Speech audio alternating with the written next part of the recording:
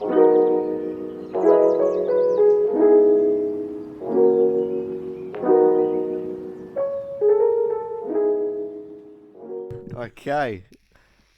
we are back. Yeah. Woo!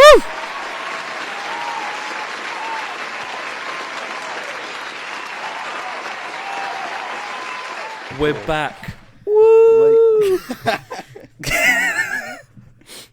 Thank you very much for listening. Yeah. Ladies and Nothing's gentlemen, changed. we are back with episode 1 of series 2. We got greenlit for a second season. The summer season, I like to call it in my head, because I feel the new colours are more bright and summery. I think they're like inverted of the old one. Yeah, that's exactly what they are. I'm good. I'll tell you Actually, what. if they were inverted, I think the blue would have been a dark brown, and then of course the white would have been Well, that would black. fit better because, you know, it's a shit podcast. True, but it doesn't really keep with the theme of the night. Moon Knight. People take poo. Yo, we saw Moon Knight! He was right at our window. Welcome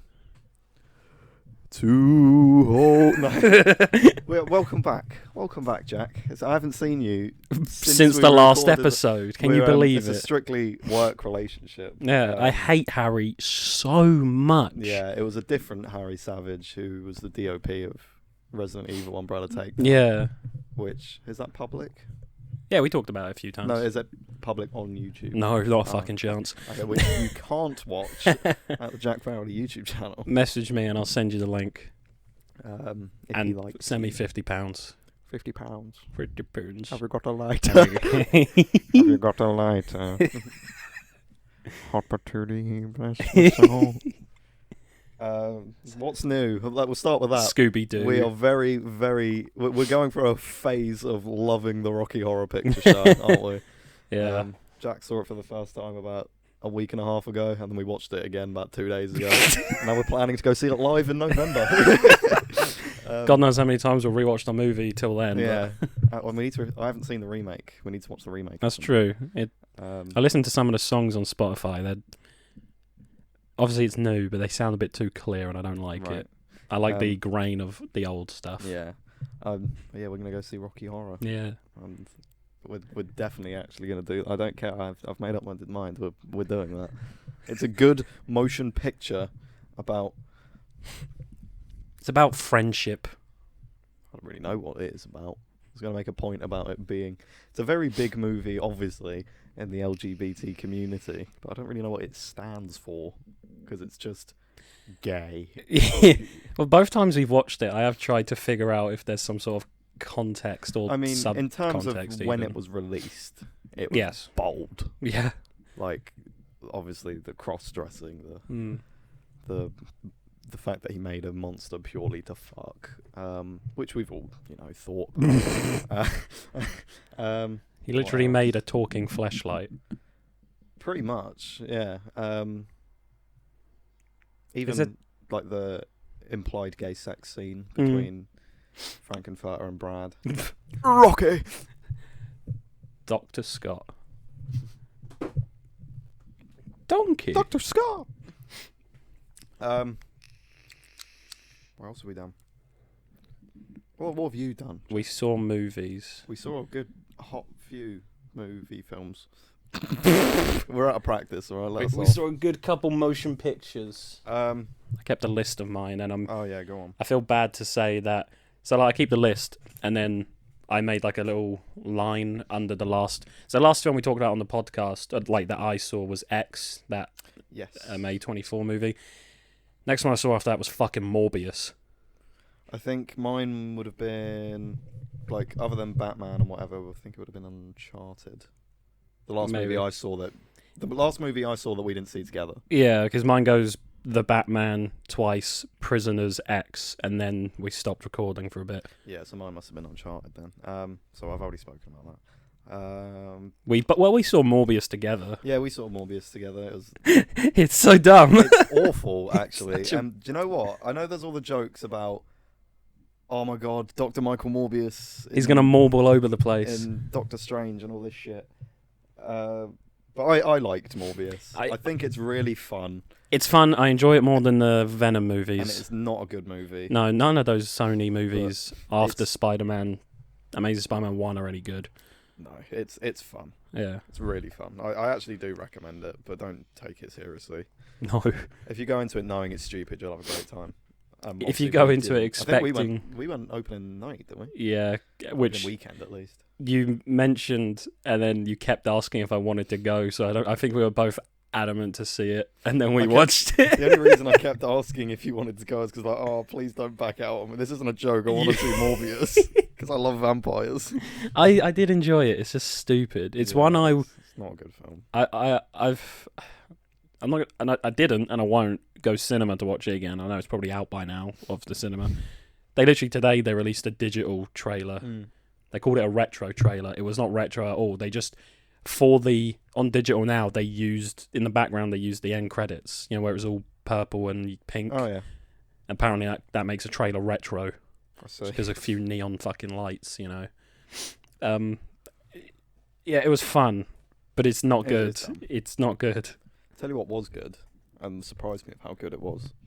Well, not surprised me, but it's not what I was expecting. The unbearable weight of a massive, balls. Huge penis. No, the unbearable weight of massive talent, which is the Nicolas Cage film where he plays Nick Cage. That was a really fucking good movie. Very insightful and quite sad at some points, but very good. It's nice to see Pedro Pascal get recognised for something outside of The Mandalorian. And he's got quite good comedic timing. Which for such a monotonous character in The Mandalorian, you wouldn't expect. Yeah. Maybe that's why because in Mando he's quite, what's the word, like one-dimensional. I think he's a very good... I guess Grogu brings out another side, but you know what I mean. He's good at acting. Like there's a knack to acting with a helmet on. Oh yeah. And he had it down pretty well. Because you got to be... Not to say I liked the show or even the character really, but he was good in it. I'll give him that much. Yeah, you've got to have like a almost like a sense of subtlety when you're wearing the helmet, but not because if you overdo it, then you look like Tom Holland as Spider-Man, and I fucking hate how he moves. Or just the way he's so animated. I get it, he's a kid, but it's just a bit too much for me. Like Andrew got that down pretty well. Andrew was probably the best out of the three in terms of acting in a suit, I think. Just acting, really. Because there's that, in Spider-Man 1 where it's like, who are you? I'm just your friendly neighbourhood Spider-Man. And he doesn't move. It might as well be a mannequin. Yeah. It's really uncanny. I don't like it. The bit that gets me is on the bridge where Goblin's like, I will kill these kids or this woman. And then he's just like, don't do it, Goblin. And there's nothing. Yeah. He's just like, please, come on, I'm tired. Don't do this. Yeah, don't take the piss. But Unbearable Weight of Massive Talent was probably...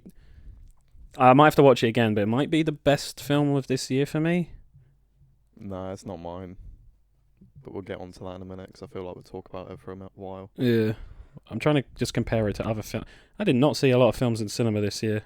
Well, I mean, I know it's only fucking the 27th of... Are we in May? We're in May, yeah. So I guess there's still time to go. Oh, wait, no, Doctor Strange was good.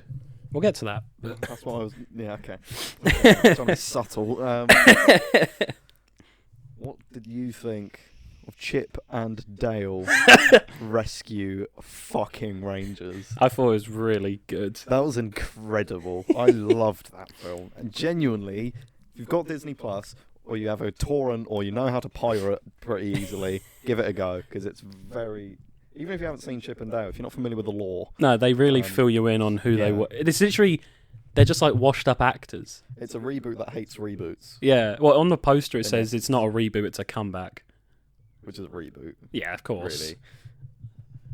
But no, Chip and Dale Rescue Rangers 2022 is the Chip and Dale's Unbearable Weight of Massive Talent. It is really, isn't it? Kind of, yeah. There's a fucking lot of Easter eggs and references and nods and background details. And some jokes... so many IPs in it. Well, it's Disney. They own them. Warner Brothers stuff in there. Yeah, as well. that sort of surprised me more. Fucking Vin Diesel in the comic in the credits. Yeah. Ugly Sonic, the Lego Man, He-Man, and Skeletor. Yeah. What else? Was He-Man and Skeletor? They were hand-drawn animated, weren't they? Yeah. Okay. For some reason, you remember those insurance adverts? The Halifax adverts. Yeah. For some reason, action. I pictured it was those. That would have been funny. Skeletor. He's so money supermarket. I swear to God. What? That was the tagline of the adverts. Oh. I think. Or I'm I'm getting my insurance companies wrong. I don't know. Who cares? Me, because they were quite funny. Don't see you laughing. Bad end. Fuck you. I've forgotten what I was going to say. Oh, I remembered what I was going to say. Oh, please fill me in. Like, I feel like if our parents watch this, they wouldn't get half the jokes. No. They literally go to a place called the Uncanny Valley. Yeah. Who else is going to get that unless you sort of do a bit of research? Mm. You know, the whole... If you don't know, like, dear listener... Do you remember in the early 2000s where there was that weird animation style? Is that what they say? Yeah. I think that's what Dale said. Well, it's not just... sometimes you still get it now. Mm. It's where they have a CG character that is so close to being real, but it's still far from it. The weird in-between. The reference they made is Polar Express. Yeah, because Seth Rogen's character... What is he, like a fucking... He looks like he's from The Hobbit. He looks like a... what are they called? Dwarf from Lord of the Rings. Yeah. I don't think that's what it wasn't what he was, but that's what he reminded me of. And his eyes... His CGI eyes are so dead. Yeah. And, like, they just stare. And it's like... Yeah, he looks human, but because he's not... Because you just... There's something in your brain that can't connect the dots... So it's called the Uncanny Valley. It's also a type of cheese. Continue. So stupid. That was the best joke in the movie. You can tell it was the Lonely Island who did that. I was thinking of this earlier. It's kind of like the Lego movie where they get all of the sort of IPs and all that and then just have so many jokes. Yeah. Is Andy Samberg in... No, he's not. I'm thinking of Chris. He did the song. He did Everything's Awesome. Yeah. There's just... I like that style of comedy where there's a lot of in-jokes, but there's also not enough to where it can appeal to a wider audience. Yeah. It doesn't feel so you need to be in the know, you know? I don't. I'm not in the know. Well, Harry, there's this thing called the Uncanny Valley. Is she nice? And Will Arnett is Peter Pan, who is Lego Batman. So I guess that's another. He's also a horse-headed man. No, that's back also. Donkor Strang in the multiverse of mad. Doctor Strangelove we watched. We didn't. No. Goodbye. We lied. We lie a lot on this show. Don't cancel us. Please. That was a bit of shit, wasn't it? Not even as a joke, no. No, I love that film. That's a fucking 10 out of 10 film. Right yeah, we were talking about that on the last season, as we can say now, because also we talked about Evil Dead for a bit, and then we talked about Sam Raimi, and then we talked about the trailer because that came out during one of the episodes. Super Bowl. Yeah, the Super Bowl. Yes. I thought it was one of my favorite MCU movies. And I don't like a lot of them. MCU movie. And it's not even like it's the best of a bad bunch. It is actually an incredible film. And if you haven't seen it, get fucked because we might talk about spoilers. The bit where Batman showed up.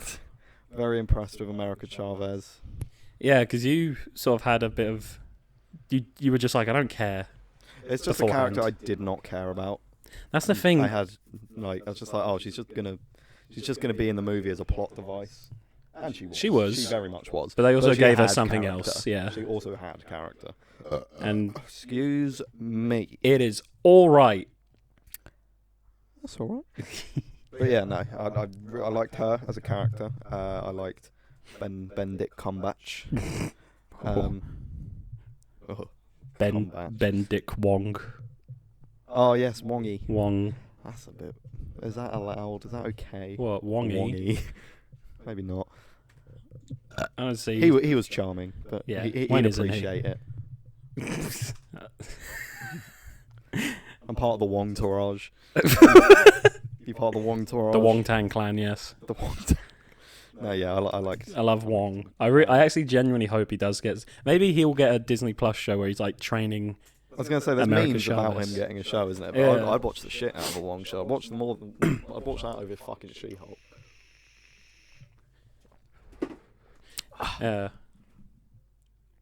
What else? We can talk spoilers. It's been out like a month now. The Illuminati existed for a minute. Literally about a minute. Yeah.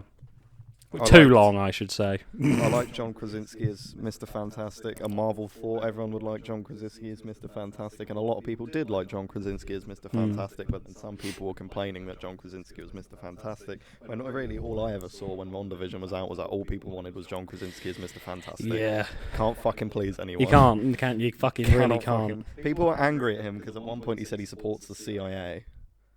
That's why they were trying to cancel him on Twitter, saying, "Oh, I did not know that. they called him." There was a tweet that was just like Mr. Fascist or something. I prefer the FIB.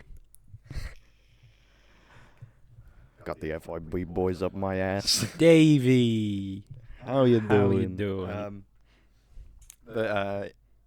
Yeah, you can't fucking please anyone, can you? It doesn't matter because he fucking died in 3 minutes or something, didn't he? Yep. Got his head fucking popped. So did Black Bolt. Captain Carter got cut in half. Good to see. And Captain Marvel got pummeled by a building. Got a statue dropped on her. Yeah. Yeah, it fell on her. It didn't Pummel. pummel her. No, that would be. It's a different movie. I know Harry. this movie was very pushy with its age ratings, but it wasn't that bad. When Black Bolt, when he dies, I don't care about the Inhumans. It's still one of those things where they could have made you. Let's say they do another movie they do a movie, I should say. I think Marvel could have at least got another movie or two in them. Harry, you'd be happy to find out they have 16 planned for tomorrow. Yes, the Marvels. The movie, The Marvels. Yeah.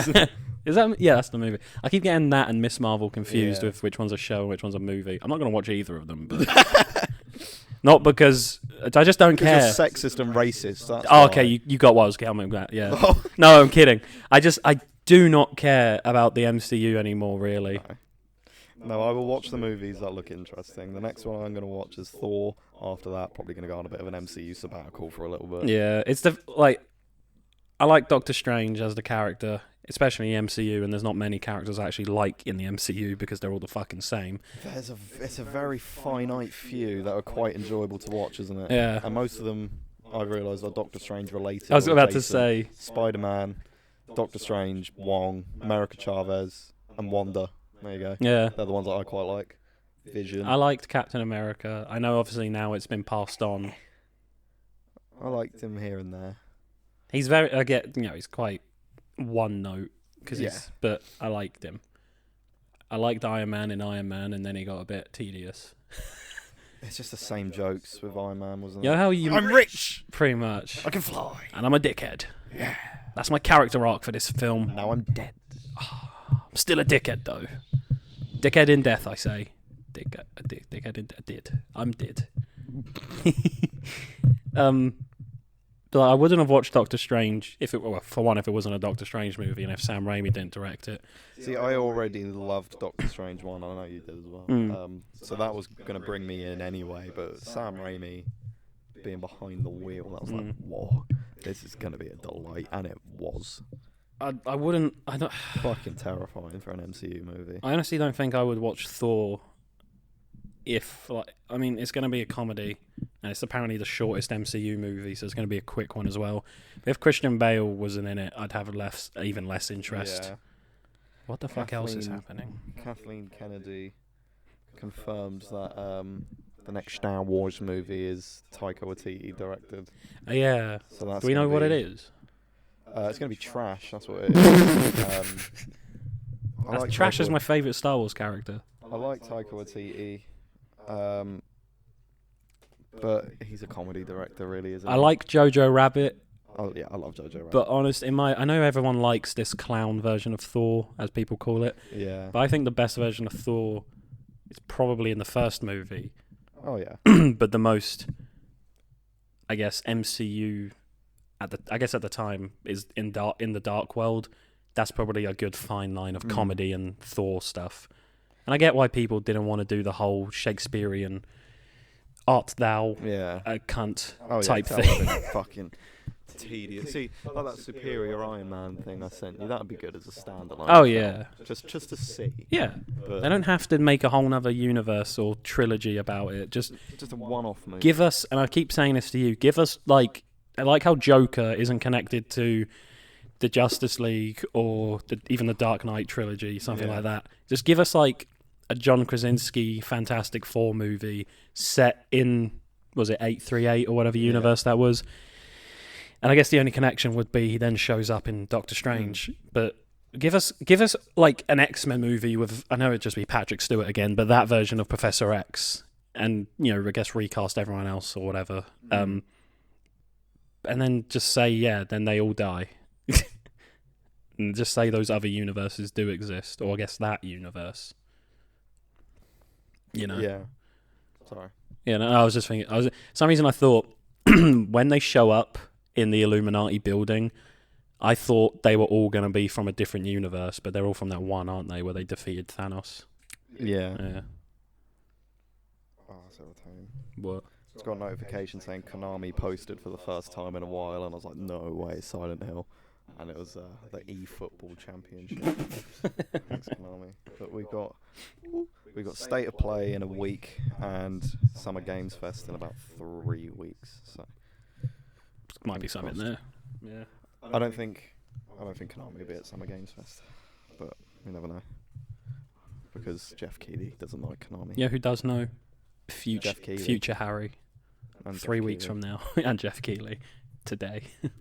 Yeah, there's no way he's going to have Kojima there and Konami in the same building. They'll have a loud argument. They won't fight because they're professional. But, yeah, I don't know. Anyway, irrelevant. Speaking of games, we played all of the Lego Star Wars The Skywalker Saga in one sitting. And 12 hours. I've now come to the conclusion it's not very good. Yeah, it's kind of boring. Yeah. There's not much to say on it, is there? It's a Lego Star Wars game.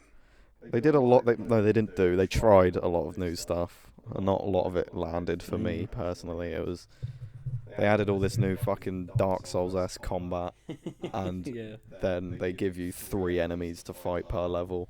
Yeah. So it's like no point really. I think I would much rather play the complete saga over 100%, the Skywalker saga. 100%. I feel like there's more to do. Because all the fucking side quests and shit are just... They had like 4 formats. Yeah. Escort mission. And there's like... I think there's like 1,038 Kyber bricks to collect. Yeah. 1,000... There is such a thing. Isn't it 1,300? Oh, fuck knows. There is such a thing, and game developers will catch on to this at some point. There is such a thing as too many fucking collectibles. I really thought Arkham Knight we'd see. Yeah, I was about to say, that's the peak that we should have stopped at. Fucking, was it 247 trophies? It was a lot, but it was doable. But this is ridiculous. And it was optional. Well, I mean, I guess they're all optional. Actually, no, the Arkham Knight ones did sort of feed into the story if you wanted the actual ending. If you want the full ending, you need to do it, which is ridiculous. Can you imagine if you had to get 1,300 crystals to play Rise of Skywalker? No one would do it. It would be a waste of time. Yeah. But yeah, it's alright. It's one to look out for when it's 20, 30 quid. Yeah, I wish I knew that. I ordered it about a year and a half ago, maybe 2 years ago. I wish I knew like that. Schmuck for being so giddy about it. Yeah. I wish I knew. I literally couldn't sleep the night before it came out. I was so excited. And then you didn't sleep when you played it for 12 straight hours with me in your fucking ear. Yeah. I wish I knew, in hindsight, how bored I'd get of it quickly. Yeah. Because if I would have played it for that 12 hours of you, and then I would have gone back to where did I get it from? Game, and I would have got a refund. Because that was 50 quid, I think, that I'll never see again. And I've played it enough to warrant it, but I haven't enjoyed it enough to warrant it. I don't think I'll ever play that game again. No. Unless I replay the story, like I do every few years with Complete Saga, which I probably will do at some point, but not in a rush. I'm not coming back for that, really. It's a good one to get maybe at 50% off at most. If I get a story DLC, I'll give that a spin, but yeah, I'm not in a rush to play that. I've been playing loads of old shit recently, really. Mainly Resident Evil 2, which I'm nearly finished with, I think. It's quite a quick game, that original one, but How if long you don't to know what beat? you're doing, you know. Obviously. How long to beat says it's about 6 hours for brand new, but I've seen people who knew what they're doing in about 2. But I've just fought Birkin the second time. You know, when he's on top of the train and then he jumps down. Oh yeah, that's in on Leon. Are you playing Leon A? Yeah. Because that in remake is a B scenario, I believe. Oh, right. Because because I played at Leon A, Claire B. In Claire B, that's when you get the minigun and you have to shoot him. I think. I fucking hope I'm correct with that. Because if not, then no one's gonna. Please don't hurt me. Yeah. So yeah, I'm at the bit, and then Ada gets attacked, and then she's hurt, she's injured, and then you've got to go do something. So I'm pretty sure I'm maybe an hour and a half out. Maybe 2 hours. But yeah, I'm really enjoying it. It's good. It's good fun. It is a good. I played the remake and then I got the original like a year or two later, and I think I prefer the original like a lot, and I don't know why. I think it's a bit more charming. It's very easy Yeah. when you're at the point that I'm at. Like there's some bits where you have like 5 bullets and there's a whole room of 25 zombies, which for me is actually quite easy to do because when there's a certain amount of zombies in a room, the frame rate gets fucked. Oh, right. So it'll be like, do my maths here, 0.2 frames a second. So in 5 seconds, 1 frame will go by. So I can think out my path very fast. You freeze time and then you can... Pretty much. And I'm like, okay, if I just go there and there, I'll be fine. And then I do, and it works out fine. But like that William Birkin fight, the first one I shot him 3 times with a Magnum, done. Yeah. The second time I shot him about 7-8 times with a Magnum, twice with a shotgun, he was done. He didn't hit me once. It's very easy. Oh, yeah. But obviously, I know technical limitations at the time, and it was meant to be accessible, so I get that. But yeah, no, I enjoy it. It's good. Yeah, I love original 2. Makes me want to play 2 remake and not piss myself every time a zombie turns the corner. Because I'm not, as you know now, I'm not good with horror games. Yeah, you've also been... We're playing Resident Evil 7. But you need me to be there. I cannot play it on my own. I've tried a few times. I do about 5 minutes, and in my head it's been like 3 hours. I'm like, okay, I made good progress. Put the controller down. And all you've done is step out a door. Pretty much. You've left the safe room, and you're like, I think a cigarette break is in order. Yeah, it's very scary. I'm a bit more used to it now, but it still gets me a few times. I think it was the last time I played it with you, and I let out that primal scream. Do you remember? Was that when Marguerite comes through the window? I think so. Because like you just laughed. No. It was during the Marguerite boss fight. You were facing a different way, turned around and she was there, and you were like, "Whoa!" Yeah. Like a fetal position on the couch. It was fucking primal. I never. And the thing is, it's so exhilarating. I love it. That feeling is. A feeling of being scared by fiction is incredible. Like, it makes me feel alive, but I also like... need to put the controller down and maybe hug Jack. One problem with it, though, is if on replays, it's very... The jump scares and monsters, at least, are quite on rails, you know what I mean? I was just going to say, the jump scares feel very samey, and I can tell that's because it's the first time they've tried first person. Yeah. So kind of... Played it safe. They were kind of thinking, how do you do a good first person jump scare? And I think they took some inspiration from Evil Within, if I'm not mistaken, because I think Evil Within came out about a year or 2 before. I can't remember. But a lot of the jump scares are you're about to do something, and then one of the family members will come from the left or right of the screen. Yeah, and that's absolutely disgusting that they do that. Or you'll hear like a boof. You'll lose control over the camera. Ethan will turn around and they're behind you, and you got to run. That's pretty much it. But saying that, like when I think of it logically like that, it's like okay. But when I'm playing it, you forget. Terrifying. It's mortifying. Yeah, on replays, Jack's always gonna burst through that wall. Yeah. He's always gonna grab you when you go for that dog head pendant thing. Marguerite's always gonna come through that fucking window. You know what to expect. Whereas in like 2 and 3 remake, I feel like the zombies are a bit more animated when you're not looking, so they can be anywhere. Especially the fucking lickers, Jesus Christ. They have like set positions first, and if you don't kill them, they will be. You'll walk into the room and be like, "Oh, it's not here." Oh fuck! Yeah. You look up and it's just like. So yeah, see I like it, and it's got very, very good body horror in it. Body horror for me I'm very particular about it because sometimes it's gore for the sake of gore. Oh yeah. And when it's gore for the sake of gore, body horror is meant to make you feel uncomfortable in your own skin. That's like the point. Like you know, that counts as body horror. Like, you know, you see like in a movie, someone will have their leg out and then someone will stamp on their knee and bend the other way. Yeah. It's like that, you feel that in your leg. Yeah. Kind of thing. And in Saw, it's just like, oh, this is just disgusting. That's the thing. This doesn't make me uncomfortable. It just makes me want to watch literally anything else. If I remember correctly, the first Saw, I haven't seen them, but I know behind the scenes stuff. I've only seen the first one. Yeah, and that first one I believe was made because it's like James Wan, and one of the characters is the writer as well. They wanted to make a scary movie, but actually also a good film. And then after that, when the producers got a hold of it, they were just like, gore porn. That is essentially what the later ones are. Like, just people die for no reason. And it's the same structure. There'll be a gruesome kill, title card, then the film will actually begin. Yeah, but my point was the body horror in RE7 is very good. But it's like in the Jack Baker boss fight, the first one. I'm assuming you fight him again at some point. The chainsaw one. Yeah. Oh yeah. You fight him like 4 times. Ah, right. Okay. I suppose. Does that one in the car count as a boss fight? Yeah, that's a boss fight. Oh yeah. So you've done 2. Yeah. The one where you have the chainsaw and he's got a big fucking pair of scissors. Don't know, are those a real thing, or is that just made up? I think they reminded me of like hedge trimmers, like electric hedge trimmers. Yeah. Anyway, it is scripted. Obviously, some of the animations.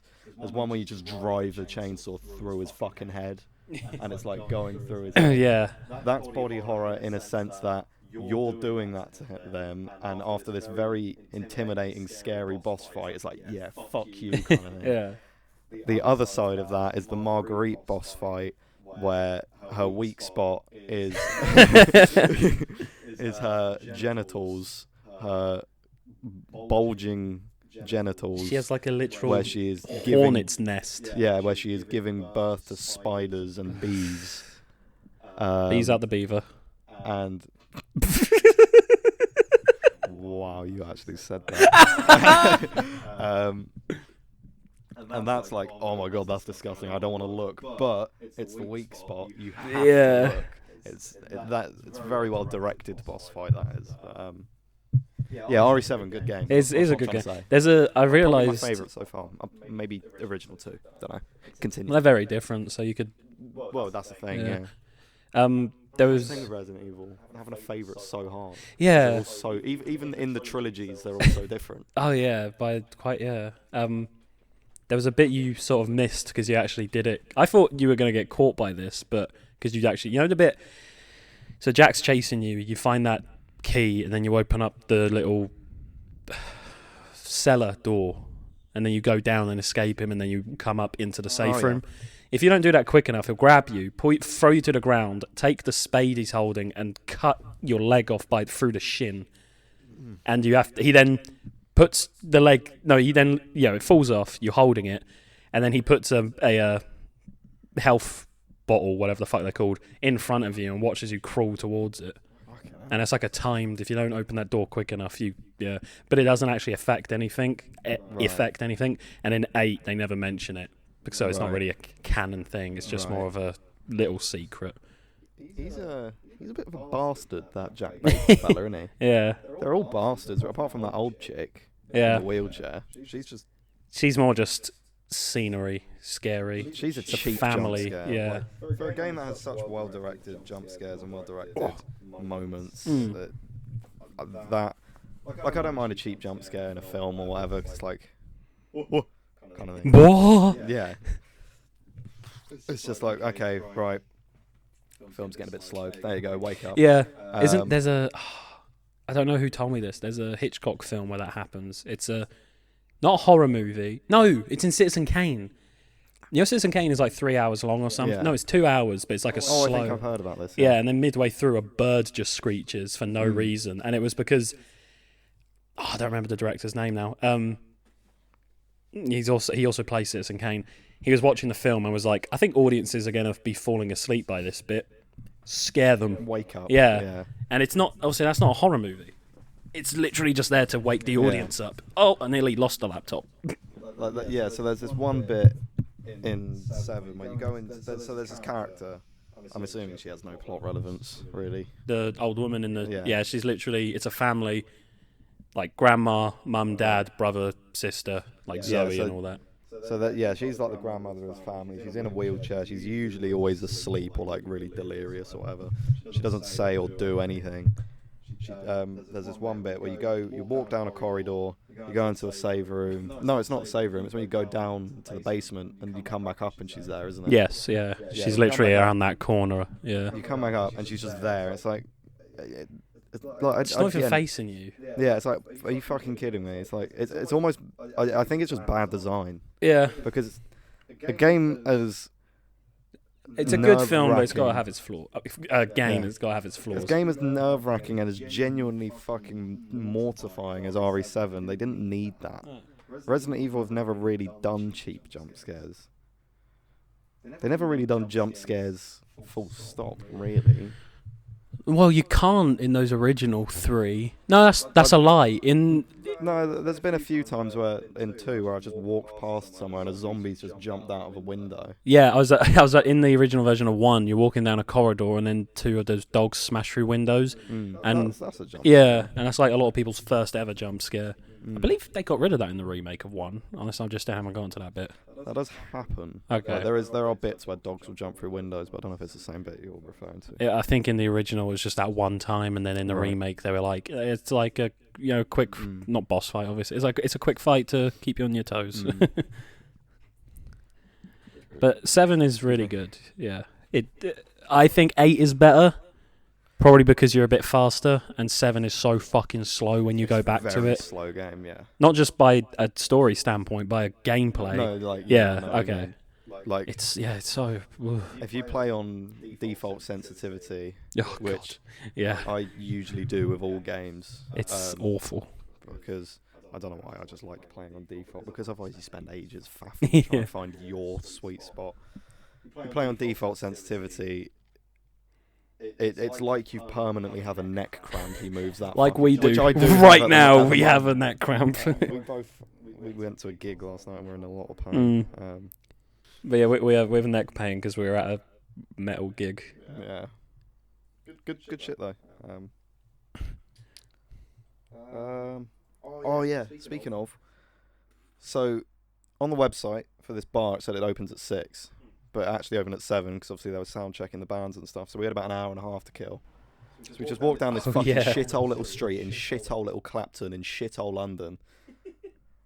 And we turned a corner, we walked out, we start walking down, and then you stopped me. And he was like, whoa, look at this. And I was like, what? He's like, look, they're playing Breakfast at Tiffany's on film reel. We look up. This fucking amazing museum of... It wasn't actually a museum, but it was a store, but looked like a retro film shop. Only selling... Well, hang on. Didn't only, but... Oh, he's over here. A retro film shop in Clapton called... I think it was called Umit and Sons, a.k.a. Cine Reel. And it's just this little old guy who's had this shop for about 48 years, I think he said. 40, I thought he said 48. And then I think I offended him by thinking he was 8 years older than he was. And he sells VHSs, DVDs, Betamax, film reels, the fucking PlayStation, vinyl, old games. Little pieces of film. I fucking forgot what they're called now. But like just the little square that you'd record like with back then. And he has a cinema in there that he plays movies on their original reels. He had, what did he have? He had Citizen Kane, as you mentioned. Friday 13th, Texas Chainsaw. Friday the 13th, Texas Chainsaw, yeah. Basically, Like, oh, he had fucking Nosferatu. Yeah, I bet that would look Nosferatu. incredible on that. That was amazing. So he's got films from like the 20s until 80s, I'd say, at a push. I didn't see any 90s films. I can't remember what he had. Like, some of the names are. And some of them he got from private collectors, and others he bought off of the BFI.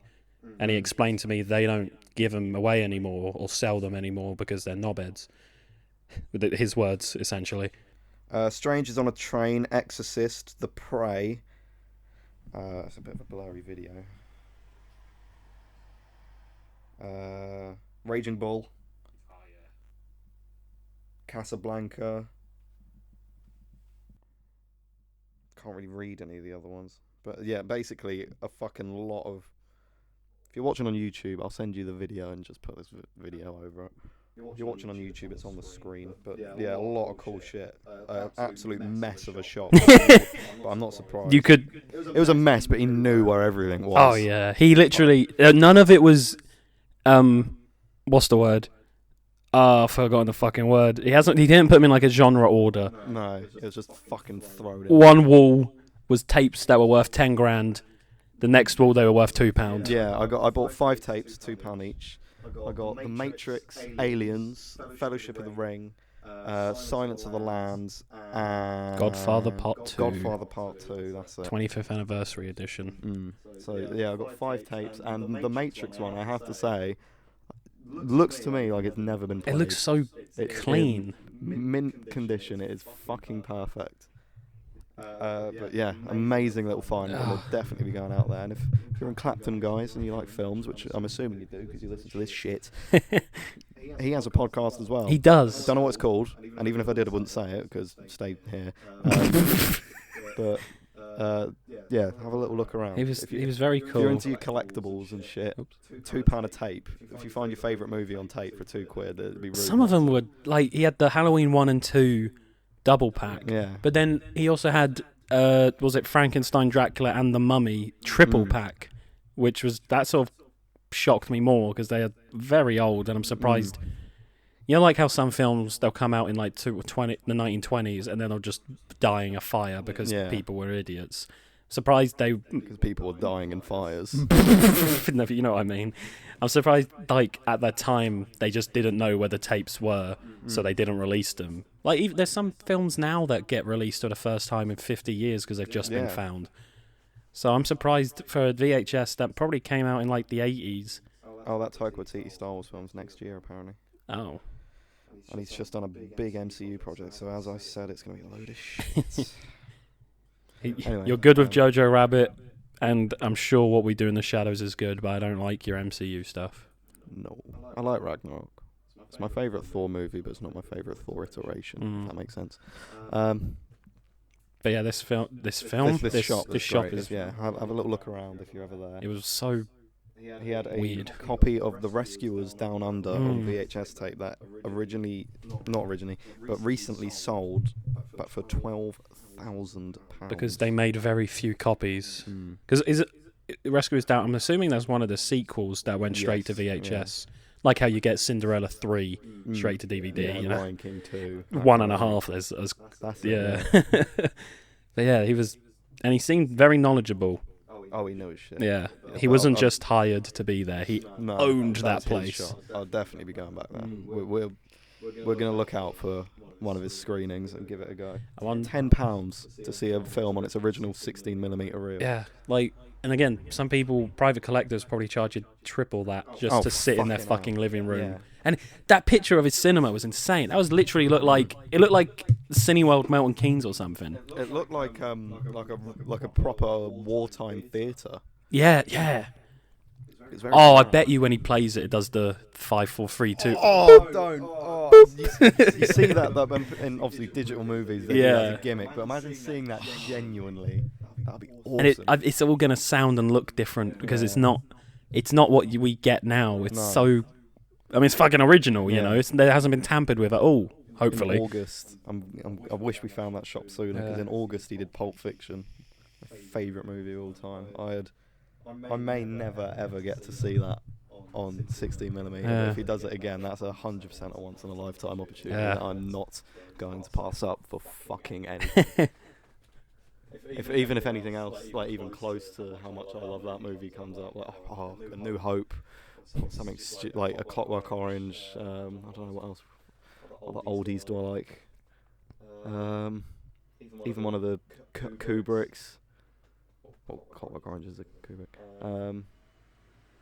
But yeah, like just anything like that would be amazing to see on that format, because no one has fucking seen it. It's literally history.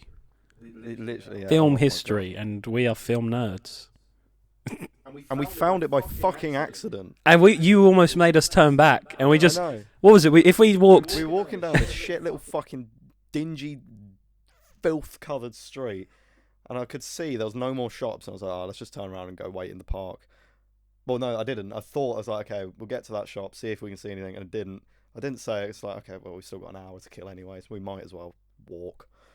Turn the corner, bang, the coolest fucking shop I've ever seen in my fucking life. Sorry, Dad.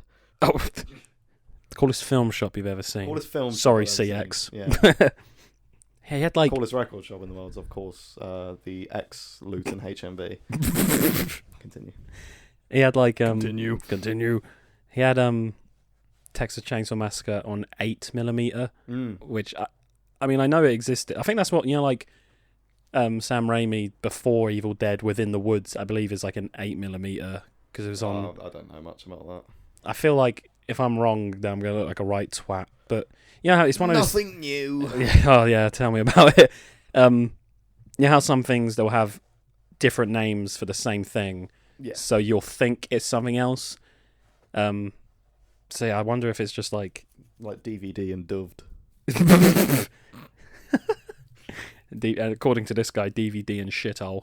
Yeah. He really didn't like them, and then he also sold them. Well, it's because I imagine a lot of it's secondhand, isn't it? He would just take what people get. People probably send him the film reel and then shove a DVD in because they don't want it anymore for free, and he's paid $20,000 for a tape or something. I often complain that CEX give you dirt for what you hand in. But I got a mint condition The Matrix, what looks to be unplayed, for £2. So he must have...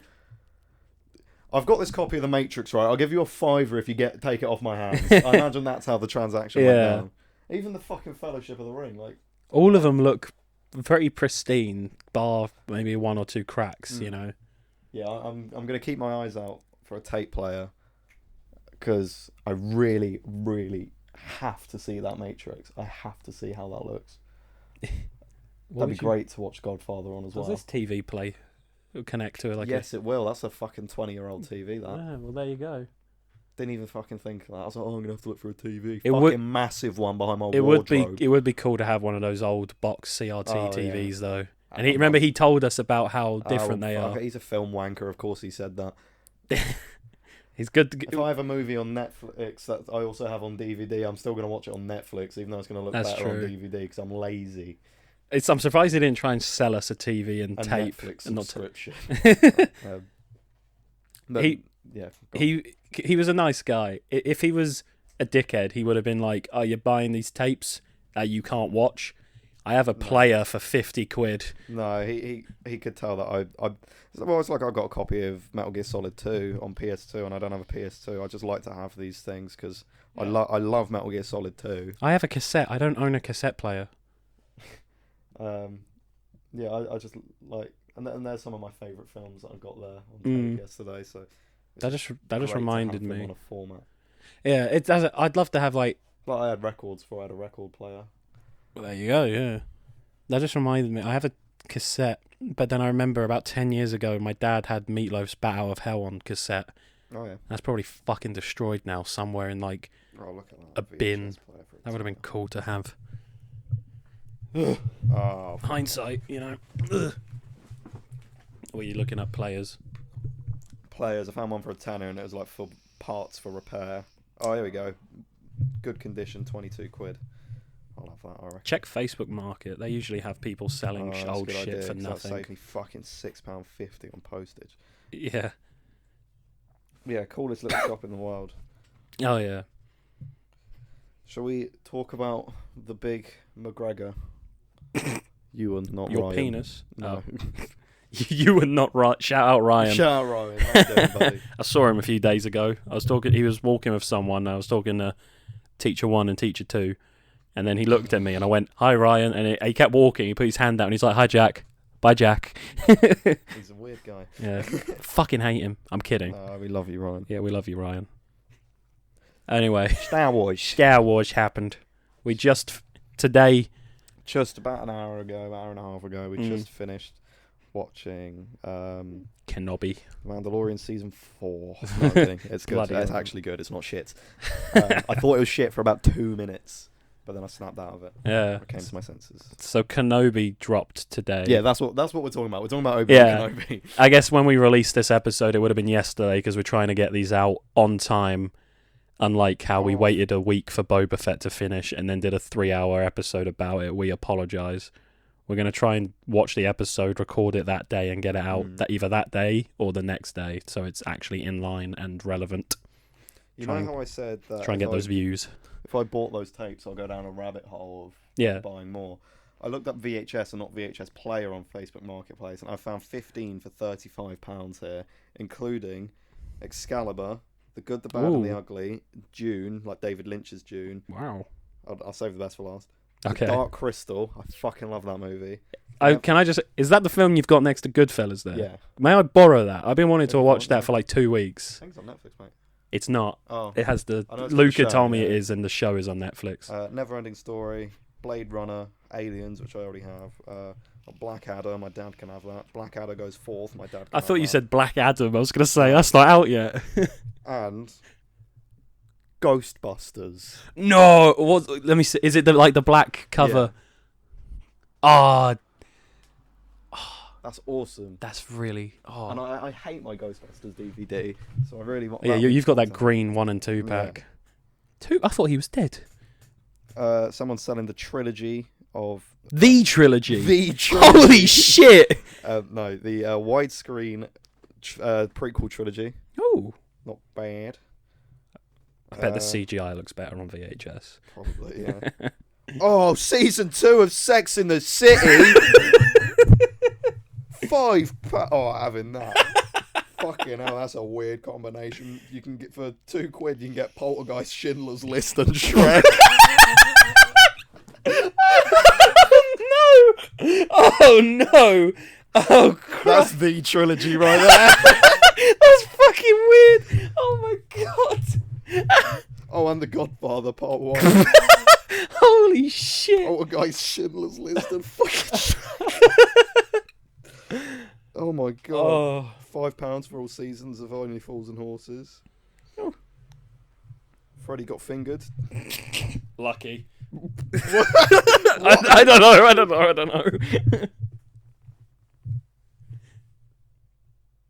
Oh mate, I'm fucking down a rabbit hole now. Fuck's sake. I really want to get... during the time of No Way Home releasing, I wanted to get Spider-Man 1 on VHS like I used to have as a kid. Because obviously, like, same year I was born. That was probably the first birthday present I ever got. I just don't remember. So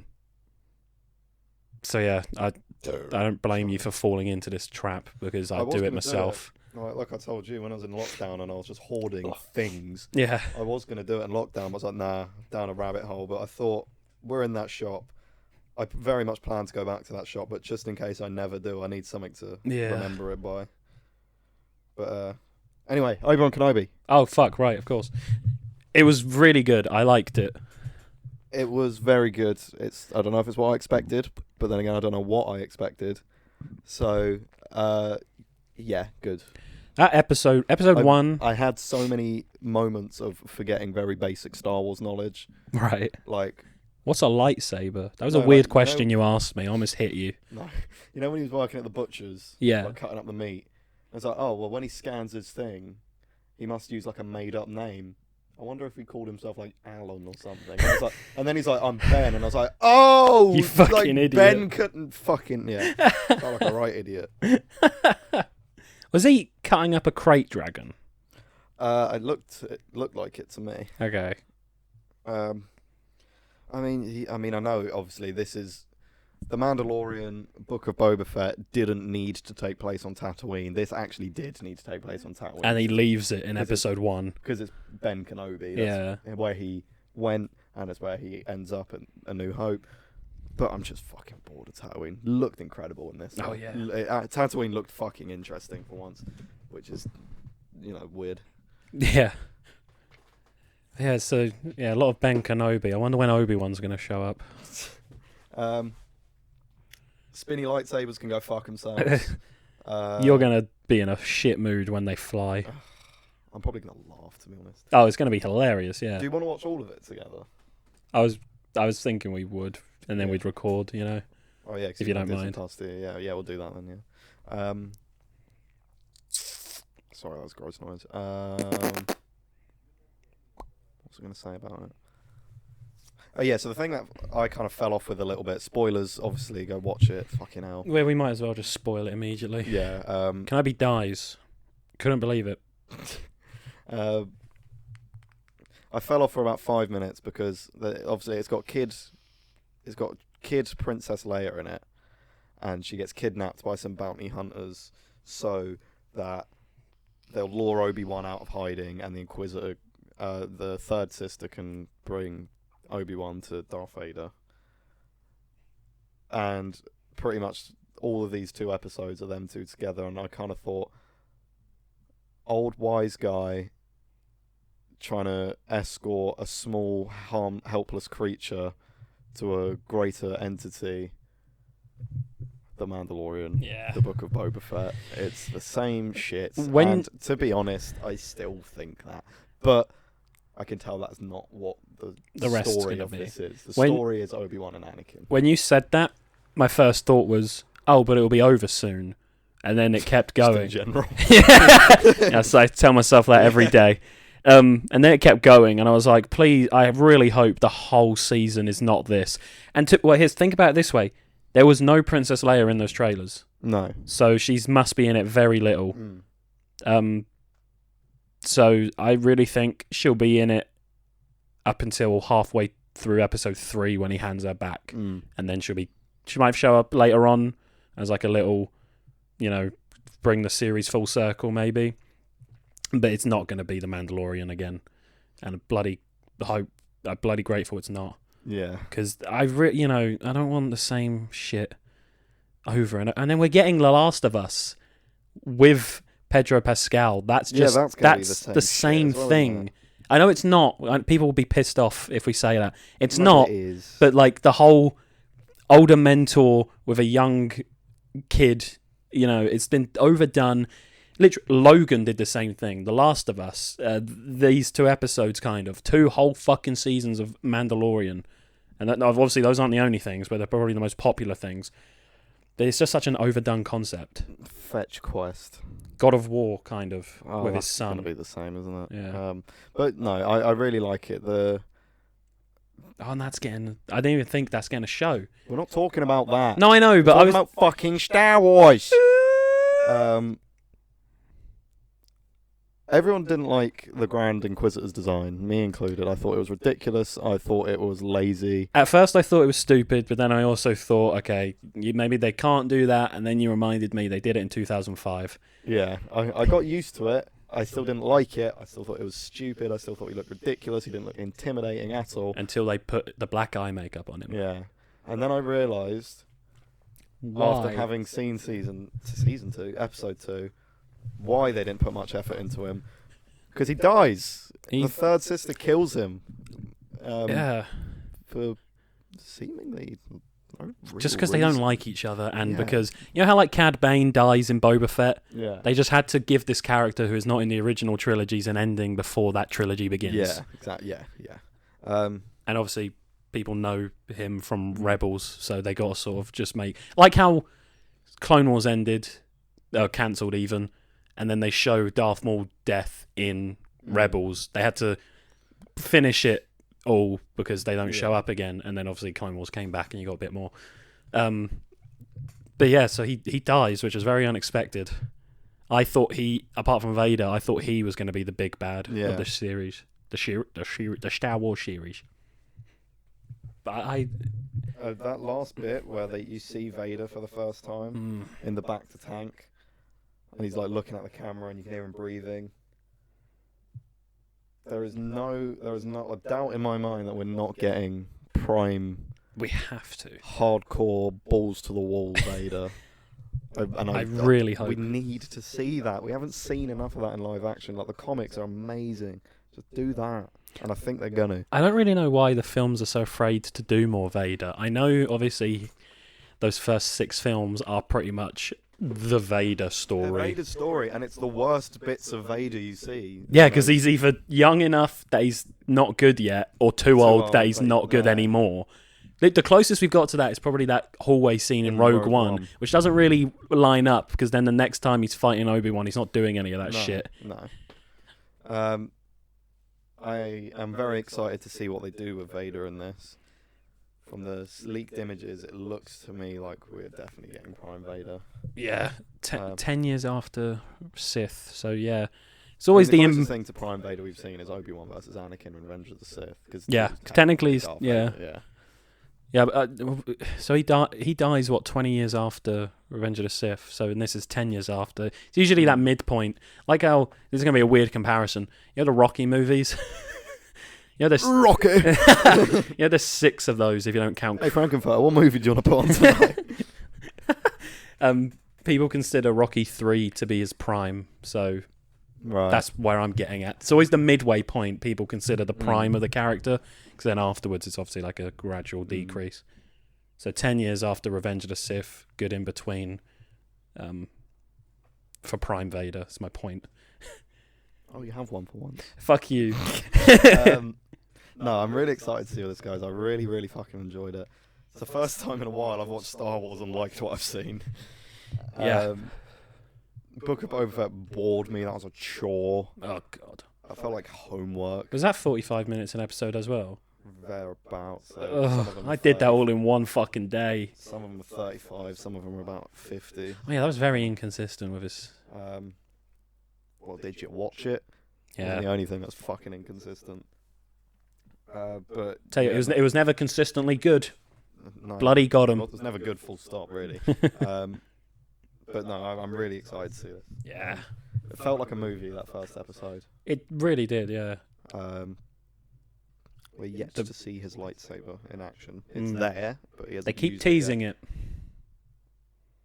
And oh my fucking, Liam Neeson's going to be in it, isn't he? Oh my God, I didn't even think about that. When he was lying down and he was like, "Master, I need you," I was like, I thought big blue Liam Neeson was just going to be like, "Hello." Can you imagine if he walked in and it was... "Hello, mate." Imagine he walked in and it was the Family Guy version of Liam Neeson with like that really big ugly face. Yeah. He's going to be in it. He has to be. Oh my God, Qui-Gon's back. Oh my God, that's so cool. He's not confirmed to be in it yet, but in both episodes he's been seeking Force Ghost Qui-Gon's help, and he hasn't. So he's gonna be there. At the end of Cal Kestis, continue. Yeah, definitely. At the end of Revenge of the Sith, Yoda says, "I'll teach you how to communicate with your old master." We never see. I know comics and all that shit, but I don't. Fuck the comics. I haven't read them. I can't read for one thing. I can. But we have to see that, you know. Yeah. Oh, yeah. And if he wakes up from that, when he woke up from that nightmare, and like he was like looking for him, it kind of makes you think he can't do it. I don't think he would have the balls to talk to Liam Neeson after what he's done. Yeah, what he did a few years ago. Yeah. What, Liam Neeson? Yeah. What did he do? So he did Taken 3. Can't forgive him. But like, he's a Family Guy. So Qui-Gon is most likely going to show up. I feel I can't get this sentence out of my head. Jesus Christ. I'm gonna need a minute to just sit here and think. Okay. Spell it out. I feel like he wouldn't have tried to communicate with Qui-Gon if he hasn't already done it. Right? Yeah. Okay. So I feel like he can do it, but maybe he's just not properly good at it like Luke was. To be fair, Yoda wasn't a great teacher, was he? Yoda was shit. Yeah, he probably was just like, so this is how you do it. Anyway, I'm going for a smoke. Where's my fucking... Yoda, have you got a lighter? I was trying to reference when we watched Evil Dead, and we were like, oh, this is like Yoda's hut, and he's like, where's my fucking keys? I couldn't think of something. Where's my fucking lighter? Finally. The crossover of in-jokes. No one's going to get that at all. We watched it like 3 days ago, Rocky Horror, and I just thought, man, I really want to watch that film again. Anyway, yes. I feel like he wouldn't have tried to communicate with Qui-Gon if he hasn't already done it, so I feel like he will show up at some point. Especially with the fact that Liam Neeson recently kind of misled people by saying, I'd do another Star Wars movie, I wouldn't do a show. Andrew Garfield, No Way Home, same shit, different day. Also, if Anakin, now Obi-Wan knows Anakin is alive, and obviously he's alive. Rocket. And obviously Qui-Gon was going to train him. They have that connection. Maybe he's like, oh, God, I need to fucking talk to Qui-Gon because this cunt was dead. Now he's alive. Now he's Space Hitler. He's going to need a pep talk from big Liam Neeson. Do you know what the best part of the first episode was? Ewan McGregor's face. Nice place. Then he came here. Nice place. That within 5 fucking minutes. That was so fucking funny. And not a single person in the world will find other than us will find that hilarious. Should we explain it? And maybe Dave Chappelle. Dave Chappelle would find it funny. Because that's where I got the nice place from. Do you want to? Shall we explain it? Because we're probably... So whenever we walk into a shithole, and Jack does it when he walks into my room, so I don't know what that means. We just go, oh, nice place.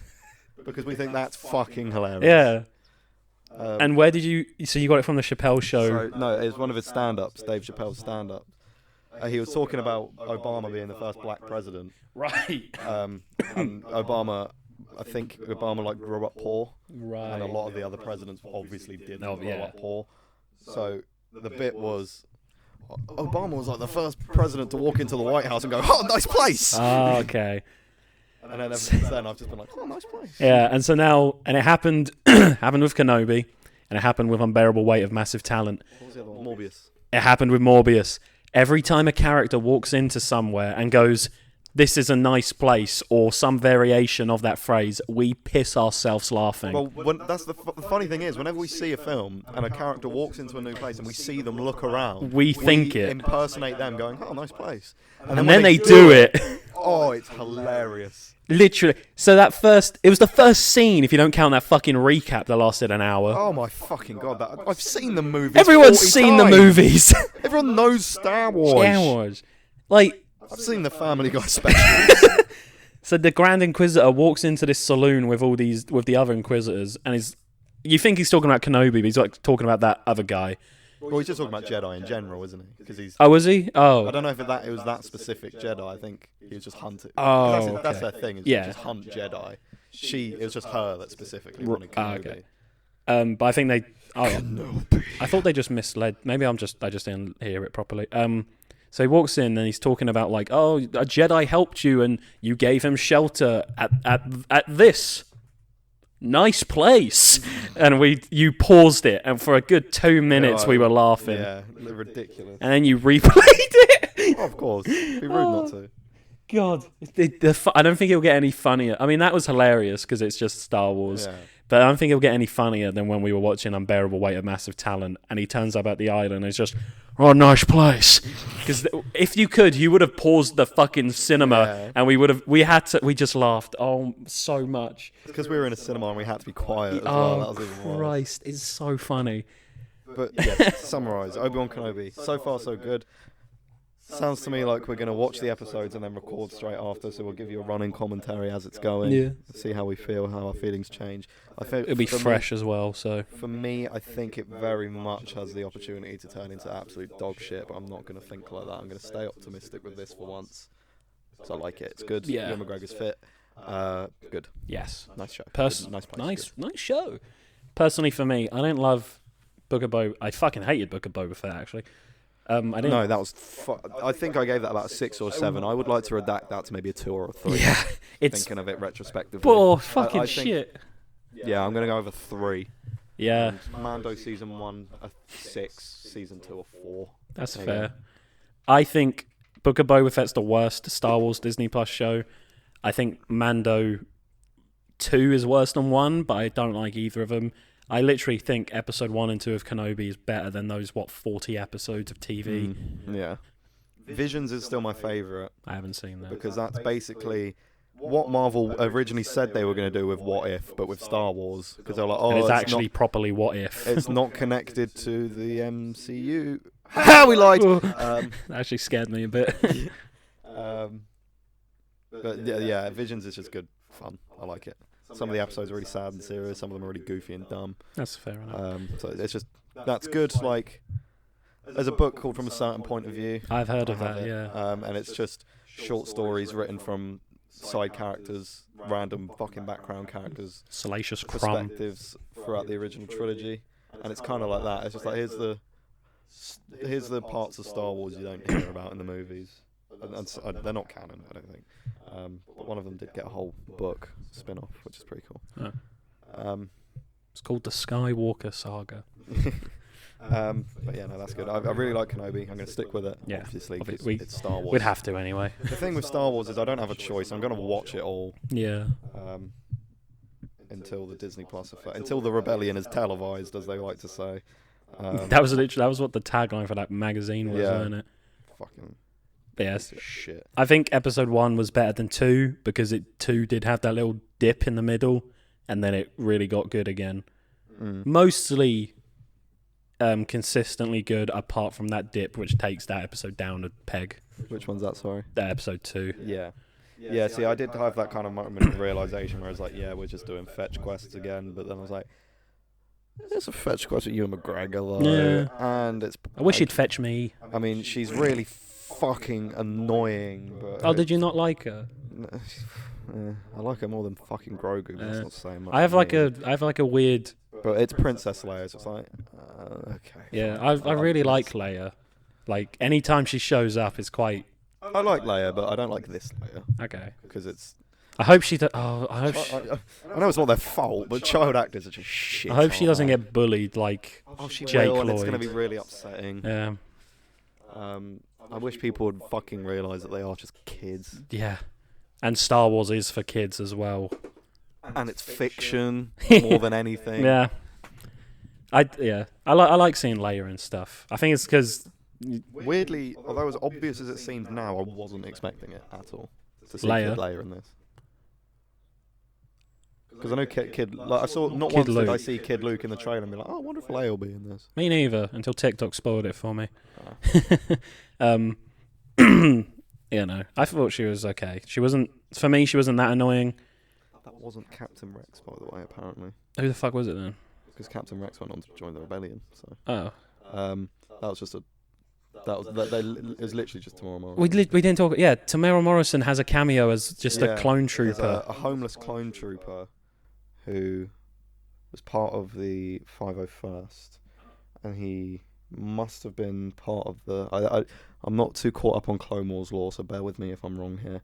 But from what I understand, quite a not a majority, but quite a few of the 501st got their inhibitor chips removed because they joined Ahsoka's clone legion, like the ones with the orange helmets. Because so he's this homeless clone trooper. He's obviously got no job because he didn't have the inhibitor chip, so he wouldn't have been in the first wave of stormtroopers. Because first wave of stormtroopers were just clones. And then it's like you see him on the floor, and then they zoom in. It's like, oh, it's Tamara Morrison, which obviously it is because he's the clones. I just didn't see it coming. Because you hear his voice before you see any of him. When I heard like "God, he changed" or whatever the fuck he said, I was like, no fucking way. Yeah. And then you see the helmet, and I was like, show me that New Zealand face. Yeah. And then you see him, and he's got long hair and a beard, and I was like, oh, that's not him. And then it was. For Book of Boba Fett now. Sorry? I forgive him for Book of Boba Fett now. I never blamed him. No, I don't blame him. He's a I want delight. a book of that one clone show from Kenobi. he is a delight. He's got a bad script. Oh, yeah. I think Book of Boba Fett would have been better if maybe there was a bit more context. Like, it's not a good show, full stop. It would have been better if it didn't exist. Oh yeah, but like I feel like if they did maybe a whole season where Boba Fett, I mean they'd have to probably de-age him. But I want to see him be the most. What is he the most feared bounty hunter? Or is that Django? Django probably was during the Clone Wars, but in the Galactic Civil War, probably Boba Fett. Yeah. Okay, so I want to see that, and then they could have done season 2 where he's now wants to be an old man. They just crime won't boss. give us prime versions of these awesome fucking characters. I mean, we're definitely getting Prime Vader, and if we don't, I'm gonna smash this fucking laptop over my head. But Prime Boba Fett, Prime live action Captain Rex, Prime Darth Vader, fucking even Prime Darth Maul would have been cool. I mean, Clone Wars, fuck off, it's a kids show, I'm not watching it. But he was in Solo. Look, we got Prime Yoda in Revenge of the Sith, and it's one of my favourite lightsaber duels. Yeah. Isn't the whole prequels meant to be the Jedi in their prime, or is that the Jedi in their downfall? It's kind of Mixture. well, because they didn't know the downfall was coming. Yeah. So I'd say it's. I think George Prime, Lucas knew. He just wrote it as he was doing crack. Yeah. Off a hooker. And getting a divorce. Yeah, with a hooker. No evidence. I just made that up. Hey baby, I made Star Wars. Thanks, Chris Griffin. Ain't you a little fat to be a stormtrooper? Well, stay here and right, you not fat bitch. That's not what he calls her. Oh my Get you back god. to your home planet of Alderaan. Oh, too soon. That's not what I said. I said you can't get a pack of menthols around here for nothing. Beep boop. I'm taking this couch. Someone throw it up. Homework. Watch Obi-Wan Kenobi episode 1 and 2 and the 3 Family Guy Star Wars. They're fucking delightful. Easy. I mean, Now we just got Danny Elfman. John Williams. Oh, we're dumb. Shall we leave it there? Yeah, that's it. Fucking vape into the mic. What if when I blew that out, I disappeared? That'd have been cool. That would have been really cool. I should have done that. Oh, too soon. Yeah, sure. I don't have anything else to say. That's why I said, shall we finish the episode, Jack? Thank you very much for listening to episode 1 of season 2 of The Midnight Men. I have nothing else to say. What's your name? Joe. That's a joke we've dug in. Right We've into literally the ground. buried it. I have been... What name do I go by on this? I've forgotten. Stellan, I think. Yeah. I'm Jack Stellan. He has a long history of... He has a very long criminal record, so he has like 9 different identities. He's in witness protection. Unlike Michael from GTA 5. I was going to say the exact thing, because he's not in witness protection, because no one knew he's alive. I've been Harry Savage, thank you very much. Thanks. Hope you enjoyed. Hope you enjoyed. Well, we're back. Baby. I don't know. Buy our merch. We don't have merch. We never will have merch.